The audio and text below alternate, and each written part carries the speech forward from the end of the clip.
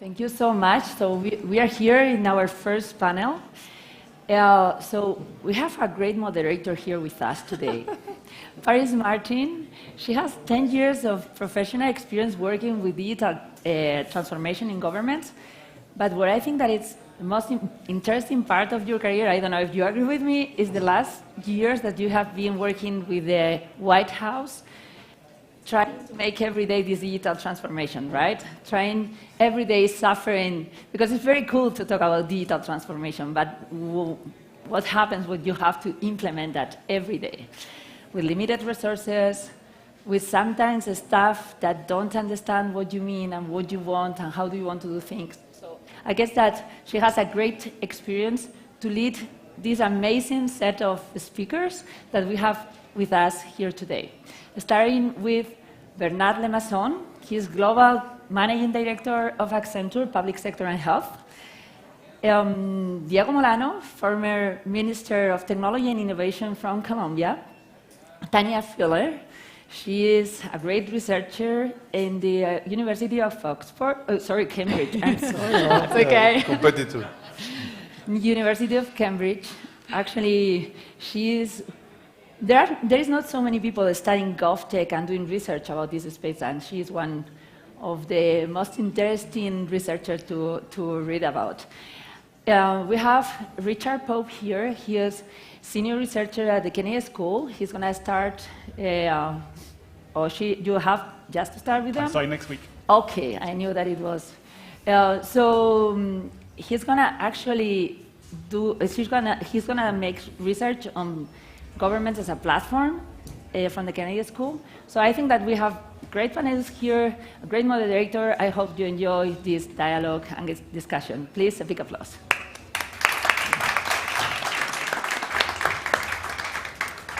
Thank you so much, Idoia and the Public Tech Lab. We're really excited that that is launching today. Congratulations. And thrilled to be here with all of you.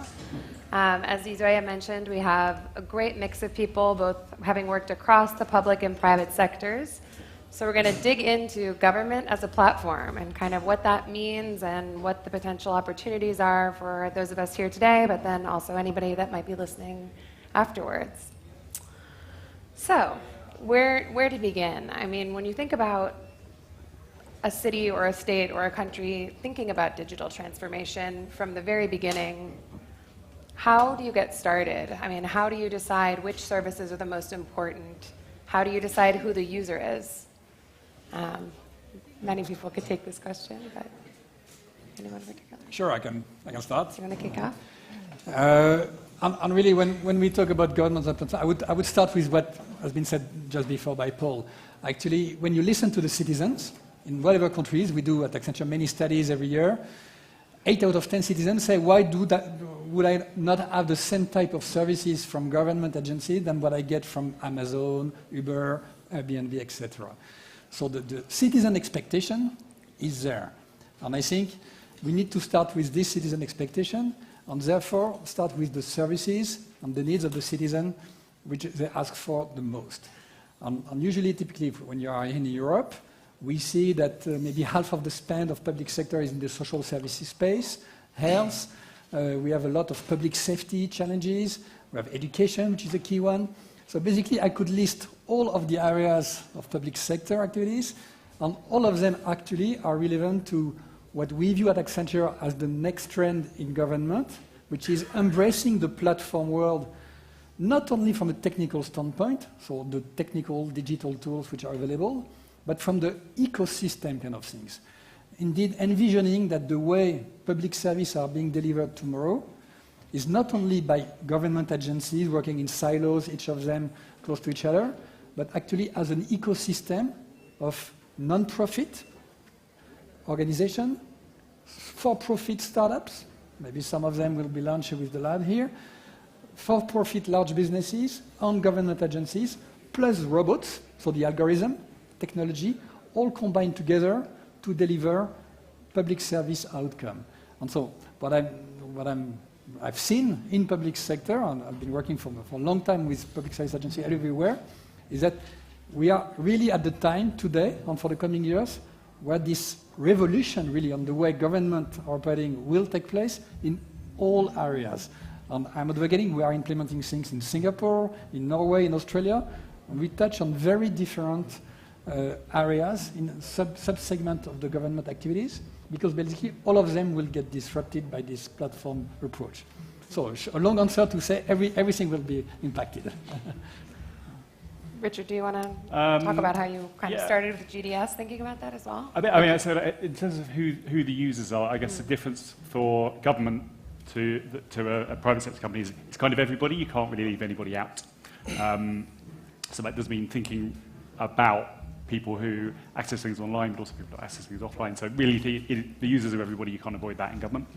How do you think about where to start? So with government digital service, it was very much like start with the needs of users. If you don't understand what the needs of your users are, why are you building something? There's a risk of kind of starting with the technology or something that's kind of currently trendy or currently interesting you want to use. Actually, starting with the needs of the users is really important.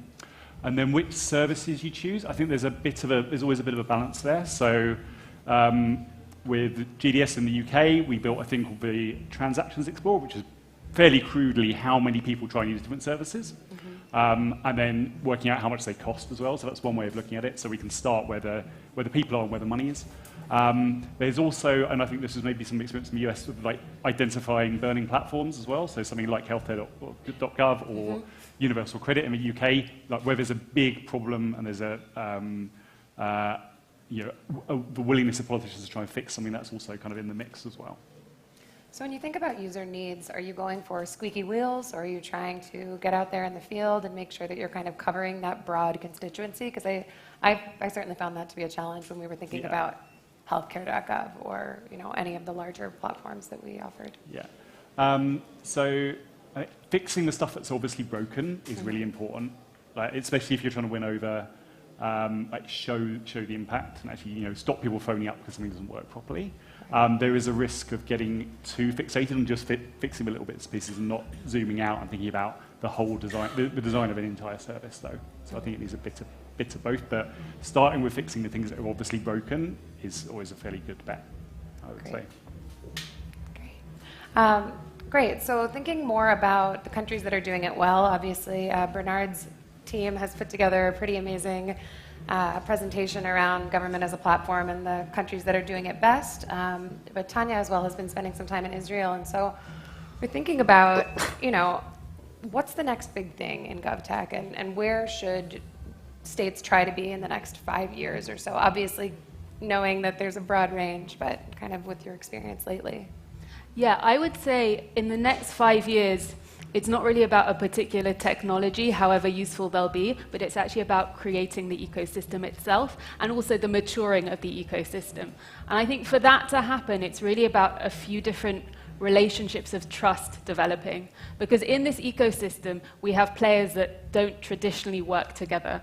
Startups and the state, for example, don't have a long history of working together, and their ways of working can vary rather extremely.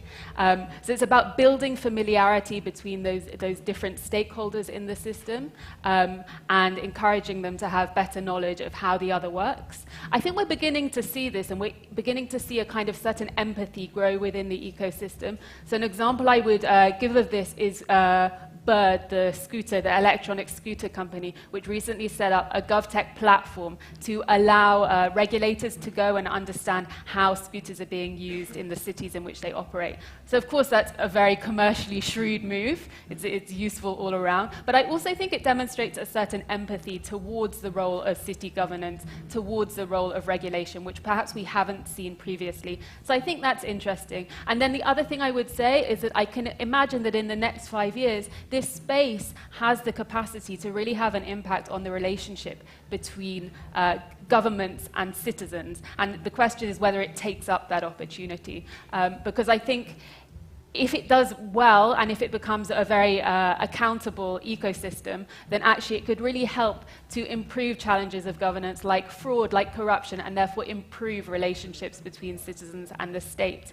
However, I think that if it doesn't take care of that dimension, there's a risk that in fact it will deepen the sense of crises in institutions and also the sense of suspicion surrounding technologies and those who create them. So I think it could really go one of two ways, and it's important, therefore, that the ecosystem is developed as accountable and sustainable.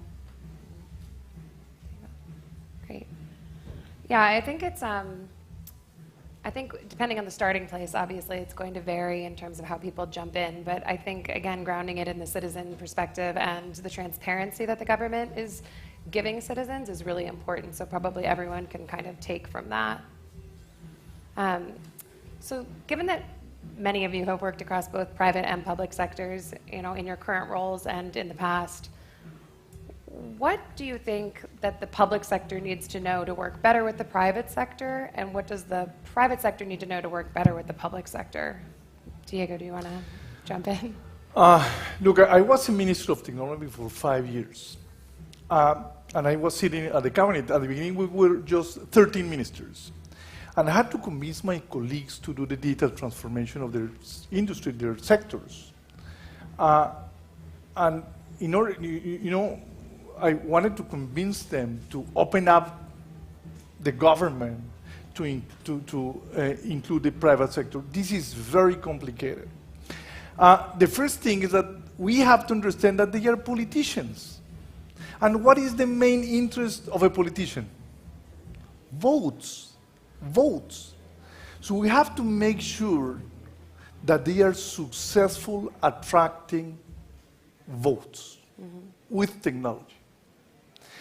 But then, when they see the projects, usually their teams, who are old-fashioned teams, they make them too complex for them to be delivered in a short term, because in the government, the clock runs faster than in the private sector.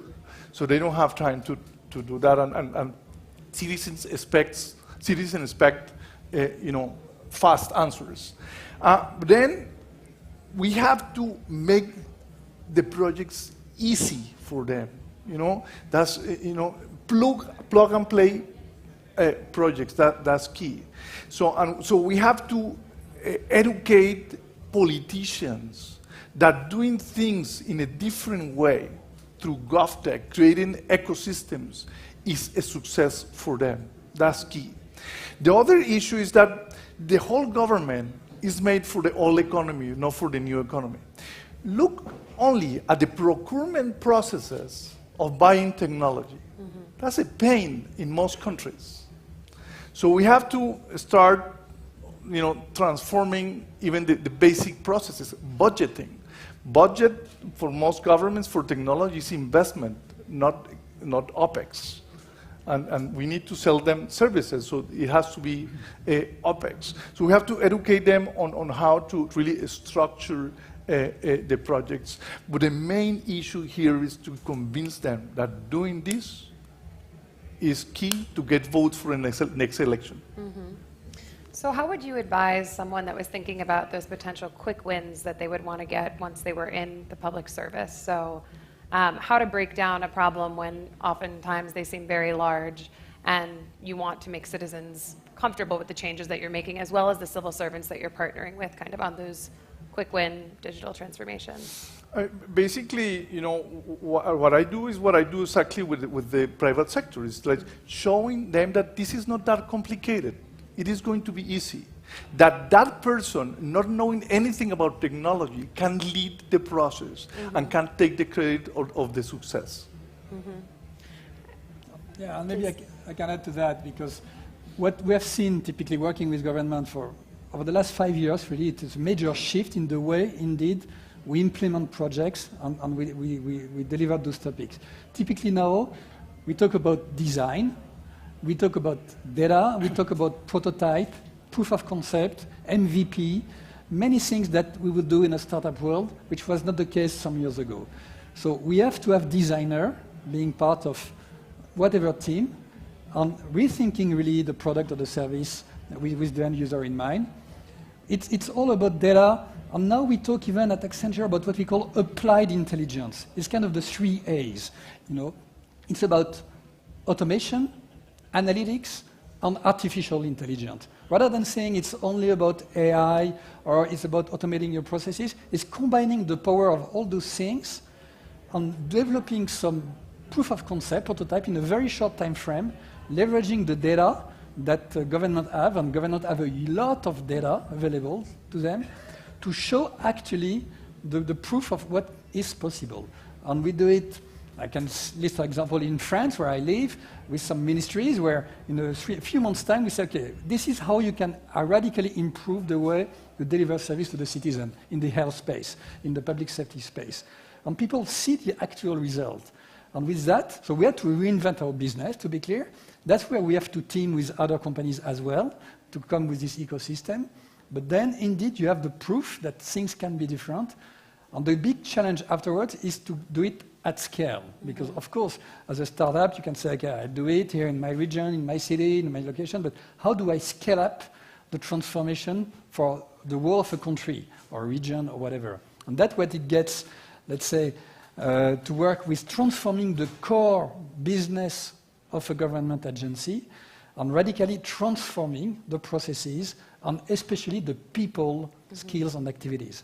So now we always keep saying it's human plus machine. Human first, so the human who deliver the project, the human who do the job, so the workforce, the talent, the public civil servants, and the machine, which are all the algorithm, applied intelligence, as I described it, working together to transform at scale. And that's the tricky part, to be fair. Yeah, I think the org design piece of this is really starting to come through as more and more private sector organizations start working with government and needing to think about that long-term implementation. So, of course, you can do a proof of concept. It's wonderful that the taxonomy has kind of filtered into the government now so that people are a little bit less risk averse, a little bit. But thinking about those longer-term implications for the workforce that is currently there, for how you upskill civil servants, are you building that into programs that you're developing now, or are they recommendations that you provide, you know, the CIO's office at the end? How are you kind of thinking about that whole long tail so that they're actually applicable long term? Yes, so answering to that, and again, the workforce topic is core to whatever we do. On all those programs and initiatives now are not being discussed at the CIO office. They are being discussed at the ministry level office, at the director of the agency, CEO kind of level place, because these are the people who run the business of the agency to actually transform the way they deliver public outcome. So on one side, you need indeed to work with those people. And again, the workforce topic is the key one. We just launched a study last week talking about the transformation of the finance function. And the main topic to slow down, let's say, the transformation is people being afraid of losing their job, basically. You know, right. No surprise. And there are civil servants, and we have some regulation and rules for civil servants everywhere in the world. But still, that's a main fear which can slow down the transformation. At the same time, we know that maybe half of the civil servants, at least in Europe, will leave for retirement in the next 10 years. That's roughly the range. So there is a major shift happening in the workforce. And actually, what we are saying to our contact in the government is that the challenge is not about the workforce, is actually to attract the right workforce. Because now you need data scientists, you need people who understand design, you need people who understand AI and all of the skills. And there is a big competition with startups, with large businesses, and with the rest of the ecosystem. So actually, reinventing the workforce is not about trying to protect what is here, it's about explaining why it's good to work for public services in the future with all these new skills, and is teaming with the ecosystem. We're going back to the platform. There is no way for government without teaming with startups, with businesses, with NGOs to deliver public services, simply because of the workforce challenge, actually. Mm-hmm. Yeah, I think thinking about those intersectional pieces now that are kind of starting to guide that bridge between the private and public sectors, maybe you want to talk a little bit about education or how you thought about that with GDS? So what's changed or what needs to change, I think, is an interesting question, both for government and for the private sector. So the days of government procuring a big single finished product from a big systems integrator have gone, hopefully, for good. Because there are many, you can point to many examples of big government failed IT projects. There's implications for the private sector and for government there. So For the private sector, that means the types of projects that they've been used to working on are potentially no longer going to be there. It also means that government needs to think about how it procures in a slightly different way. So moving from these big projects into procuring maybe a small external team to build an alpha or a prototype and then scaling it up if it works. Over time, working out what the right mix of public servants and private sector contractors should be. I'm definitely a firm believer that it's really important that government never loses control of the user experience. So I think it's really important that the product ownership and the sort of service design is a function that's owned by civil servants, owned by governments. But that doesn't mean they can't grow their team by getting external contractors in or specialists through different phases of the project. Similarly, there's going to be bits of critical national infrastructure, if you like, that it's going to be really important for government to own and run. So some of the core registries that are probably part of this world of government as a platform that you probably want to know who you can sack if it goes wrong. You want to know which minister is responsible for it. And if that's outsourced in its entirety to a private company, the accountability is not always there. So we're kind of moving from this world of like all or nothing private or public sector in saying it's a bit more of an ongoing partnership that changes and scales over time, I think. Mm-hmm. Yeah. I think we don't often think about what private investors who are starting to invest in GovTech startups need to know about this relationship. And I think one thing that's really key is to think about timing and timeframes. So partly this is the procurement piece. You know, in many countries it takes more than 50 days just to enter an open tendering process. Well, that could be a lifetime for a startup. So there's definitely this procurement piece. But actually, historically, private investors have been pretty averse to companies that have government as a client and that are therefore dictated by government sales cycles. But on the other hand, government is a customer that hopefully can pay. It's a rather stable customer, so that's probably a good thing in this space. And I think what's really important for private investors then to think about is the kind of time that they allow, the timeframes that they allow startups to work on in this space, because it's going to take them longer than in other sectors to build relationships in many different departments, to navigate procurement processes that they might not have faced before. And I think that the risk is that if they are submitted to unrealistically speedy timeframes for growth and profitability, then actually the industry won't last, it won't be durable, and individual startups won't either. Either they'll go and they'll pivot towards private sector and quicker wins elsewhere, or the sector itself just simply won't be able to reach maturity. So I think it's really important for investors to think about that, and however much reforming will there may be within a state, bureaucracies are still slow-moving beasts. So I think the onus really is on the private investors, as well as public funding bodies who already do this, to exercise agility and give companies time to grow, time to build relationships, and to become profitable on the back of that. You know, listening to all of you, I really envy you guys, because you're talking about completely different governments from the Latin American government. You say 50 days for a procurement process? Oh my God, Latin America could be a year. Look at this number. 50% of the current capacity or storage capacity processes in procurement processing in Latin America are still for servers, not even for cloud today. That cloud has been available for the public sector many, many years. Right. Today, they still buy servers, 50% of them. Talent is a huge issue, huge issue. I mean, for example, in Colombia, I pass a law so every single public institution should have a CIO, you know, and reporting to the head of the institution. We can't find the CIOs. Because there is a lack of CIOs for the private sector that pays good salaries. And that's the #1 cause of failure of the technology projects in the public sector, talent. There is no talent at all. So that's a huge, huge failure. So there are some issues to be solved that in some countries, like Latin American countries, we have to leapfrog. Right. In order to do that, again, we have to convince politicians to do that. Because the current CIOs, or the current heads, the current low-level public servants are not going to change. Why? Because they are risk averse. Paul said that before. In order to innovate, you have to take risk. Right.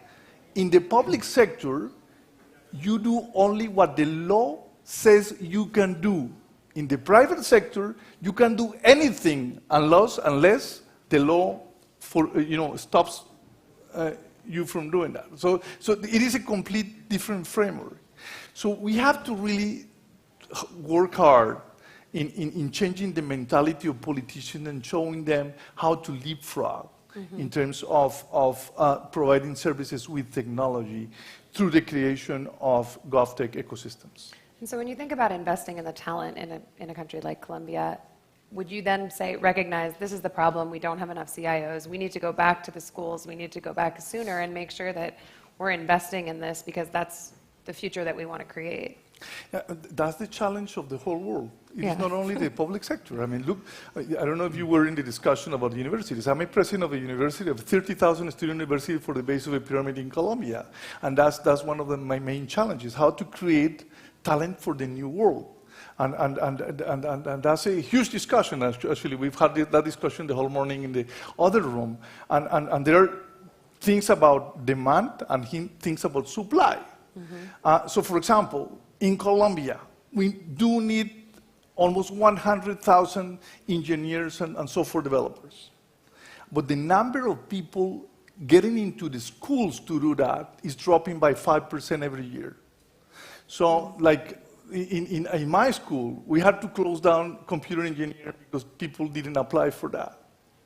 So young people, Generation Z, millennials, do not want to get into these careers because they see them very complicated. So we have a challenge in creating the whole talent, but not for the government, for the whole economy. Maybe I can react to that. I fully agree with you. And you know, we launched maybe 2 weeks ago, 3 weeks ago, an analysis of government as a platform, and we kind of a ranking of countries on the level of maturity towards government as a platform. And guess what? The number 1 country in the ranking, no surprise, Singapore. Singapore is kind of, we feel at Accenture, is the number 1 gap-ready kind of country in terms of level of maturity. And one of the criteria is indeed the talent, to your point, because we say we need to have the right workforce. As you may know, in Singapore, if you want to get a good salary, you go to work for public service. You know, they get better paid than in some of the private sector companies. So we are fighting actually to get the right talent at Accenture because they want to work for government. They have the right salaries, and as well very much focus on outcome, meaning that if they do not deliver, then they get fired from the government, from the public services. So that's a different model, at least for the management levels. And therefore, they build this talent capacity, and they build as well the infrastructure and regulation. And you know, like the core things, like do you have the right networks? Do you have the right ID system? And I mentioned that here in Spain. I think Spain is one country which has a pretty well developed and quite advanced compared to many other countries ID system for the citizens. I'm unsure it is being used to the level it could be, it should be. And I think that's an opportunity, having the building blocks ready, so the technology, the infrastructure, the people capacity, and then actually using it and scaling it. And that's what countries are doing. Usually, in my analysis, it's easier when you are a smaller size type of country in terms of, you know, you look countries like Norway, Denmark, Singapore, Australia even, 20 million citizens, are kind of leading edge in these topics.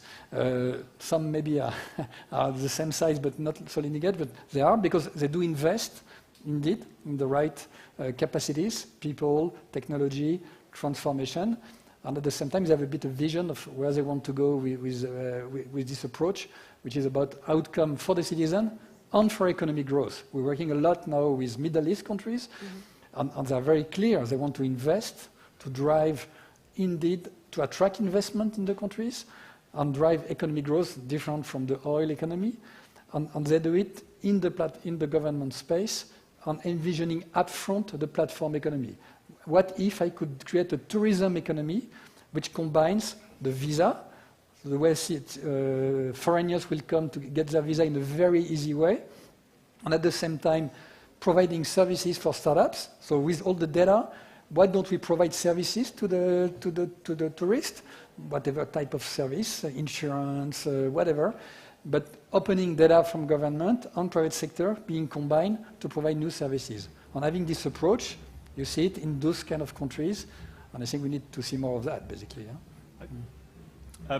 So just a quick point on the capability and the skills question. I agree it is a problem everywhere, but there are... So the way the UK in the short term found a way around this was making everybody managers, essentially. On paper, almost everybody who was employed as a software developer or a designer or a researcher in government was technically, should have been in charge of about 300 people. They weren't, but it was a kind of administrative hack. We've been here before. There was a report, which I forget the name of, in the 60s in the UK, where it was sort of damned this idea of the generalist civil servant, the fact that there weren't specialists. I think they found out there was something like, there were 3 economists in the entire Treasury. Everyone else was a generalist of some sort. And the response to that was to create new classes of new professions within the civil service, so scientists, economists. We need to do that again. It's beginning to happen in almost a ground-up way in the UK. They're not currently recognised as kind of official professions within the civil service, but we need to, if you're going to hire the right people, you need to pay them the money, you need to give them the support network within government so they can talk to their peers and share with them. So it's kind of one thought on capability. The other one which is maybe feels like an opportunity at the moment is because we've got lots of different countries, a kind of slightly different levels of maturity, I agree. But there's lots of countries trying to do this in a way that there weren't maybe sort of a decade ago. They can share. They're already beginning to share. Mm-hmm. So I think the UK design system, I think, has been forked on GitHub by a bunch of other countries. Same in the US. Yeah, same in the US. There's like content guides. I think maybe some of the UK government platform components, I believe they're being, at least there's at least conversations for other countries to use. And yeah, I think we took everything from you guys to start the US digital service, so. So the extent to which we can make, take what we've learned from like what works about open source and apply that to governments, that could be amazing. Yeah. I fully agree with Richard. For example, next week we're going to have a dialogue with all the ministers of health of Latin America in Washington, D.C. at the IADB. And the objective next week is to agree into just basic standards for the health records. A basic architecture for the whole Latin America. That's going to create economies of scale. And that could be just a first step to create a GovTech ecosystem for the health industry in Latin America, but we need economies of scale. That's key. So that's basically trying to join forces between governments to create a larger market that's going to help to transform government services. Yeah, standards are super important when it comes to this stuff. It's not just enough to have a platform for a particular thing. It needs to be an agreed open standard that other people can build on reliably.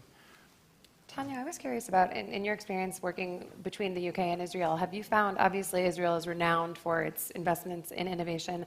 How is the government partnering with the private sector and to kind of grow that within the government itself? Yeah, it's actually very interesting what they're doing at the moment. So the high technology sector in Israel was very much a state-led project. They invested very heavily in innovation and particularly in research and development. And what's happening now is the same organization that was responsible for that has seen that the public sector hasn't quite kept pace. And they're really trying to address that and create a market using the model that worked for them in high tech in terms of stimulating R&D in this space, principally through funding. Now, of course, the problem with focusing on funding is it doesn't address the procurement aspect, for example. So it could be seen as low-hanging fruit, but actually a problem in Israel is retaining technologies for the domestic market because it's such a small country that typically products are immediately sold abroad. So actually what they're trying to do, and they've created a program that very much lives out this ambition, is to create incentives for entrepreneurs to work for the Israeli public sector, not instead of then going to other countries, but prior to doing so and using Israel as a kind of test case potentially for other markets. I do also think they're doing something interesting in terms of the educations I mentioned and in terms of creating technological talent pipelines for the public sector. Now, obviously, they have the IDF, so you have that already in process. But actually, they're also looking to high schools and developing specific programs for technologically talented students in high schools. that teach them skills, for example, in cybersecurity. And so they're really thinking from a very early stage about how you develop those pipelines. Of course, they still have the challenge then of how do you get those people to go and work in the public sector rather than to a Google or elsewhere. They're dealing with that as well. And actually, they're interested in the US model where you can go and work, say, for a couple of years in government, and you don't have to see it as your life's work, but it's something where you can bring innovation in, you have access to really interesting data, health records, for example, but you don't have to see it as your life's work. And then the scale can suck you in, Yeah. which it has for many of us, I think. So I want to circle back to procurement because it's something that we've all touched upon and I think is a really interesting advance in many of the governments that we're working with now. So thinking about how the most innovative governments have really started to open up procurement and make programs accessible for smaller design and technology firms to bid for. I'm just curious, Bernard and Diego, how's that affecting some of the larger private sector long-term service providers? Obviously, you guys have been great partners of the government for many years, but you're probably having some people starting to come into the space. And so just curious about when you think about competition and how innovation improves government services, how's that affecting your work? Well, it does affect it in the right way. It's in the good way. So I'm very pleased. And actually, I was advocating back some years ago at the EU level to transform the procurement rules exactly in that direction, because we see, again, that it's with the combination of the various type of skills, small, large companies, etc., that we can deliver the services. So Accenture is good, doing very well, is growing very well, so no problem with that. And actually, again, picking France, but we are doing the same in Germany and in a few other countries. We have some contract, actually, where we procure for government in some sort of consortium, combining with other startups, smaller companies, and we come together to work on deliver services for government. And this has been the case for a few years' time. I view it as growing in the future. Again, I view it, so I'm really urging and suggesting to everyone in the room to build your own startup, to work in the GovTech space, because I think there is a lot of opportunities. And for large companies like Accenture, we need to have this combined approach to deliver services for government. So I'm very pleased with this direction, to be clear. That's great. Please. One problem that governments have today is that traditional technology providers, what they want to do is just lock in governments. Right.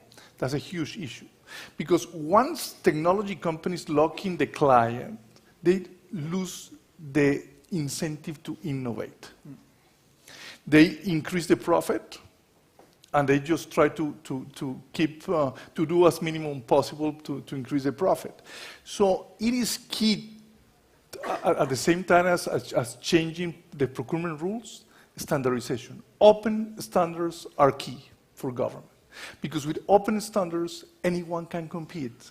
And governments can move from one provider to the other. But nobody's going to own the standard or the information systems. Usually the information should be either owned by the government or by the citizens. So it could be portable. That's key. So working for procurement is not enough. We have to work on standardizing information systems and information in general terms. Great. Yeah. So we're coming to the end of our time. I just had one thought for you all. Being that we are here to celebrate the launch of the Public Tech Lab, any thoughts for how best to push forward government as a platform for an organization like the newly founded Public Tech Lab? I would say show the future, do some prototyping that actually illustrate the potential for some of these things and use it to get politicians excited. Because if you can get a political mandate for this, everything else will follow. Great. Yeah, I think, thinking about the history of innovation ecosystems, whether it's manufacturing or cybersecurity, I'd struggle to think of an example where universities haven't played an absolutely key role. So I think it's really great to see IE taking a lead in that. And I think really they can do three things. One is educating, of course. It's really interesting to think that cohorts going through the lab now, today, are a group of future policymakers, future technologists, future investors, all sitting together in one room, speaking the same language right from before they start their careers. So I think that's fantastic, because they're not just going to be digitally native, they're actually going to be GovTech native. So that's a brilliant thing. I think the university also can play a really formative role in brokering the relationship between startups and government, because it's both independent from both, but respected and familiar with both. So I think that's great. And finally, just creating startups and creating innovative products that will serve government as well. So I think those three roles, educating, brokering, and creating, are what the lab can do really well. And hopefully other labs that will be inspired to follow in its footsteps. I think every single government wants today to create startups, to create entrepreneurs, to create new economies. And you have to convince them that GovTech is a way to do it, because they have the internal demand to do it. They have the citizens wanting more services. And combining what Richard said, quick wins, demonstrations, and what Tania said, education, you can really convince them to create those ecosystems also with the impulse to create a new economy in their countries. Yes, no, I'm just delighted to see the Public Tech Lab here. I think it's a great opportunity. You have to be part of the ecosystem, or you have to build this ecosystem locally. Yeah? Again, playing with non-profit, for-profit, government agencies. I mean, you will have an amazing future, I know. Wonderful. Well, thank you all so much for your contributions, and thank you for having us.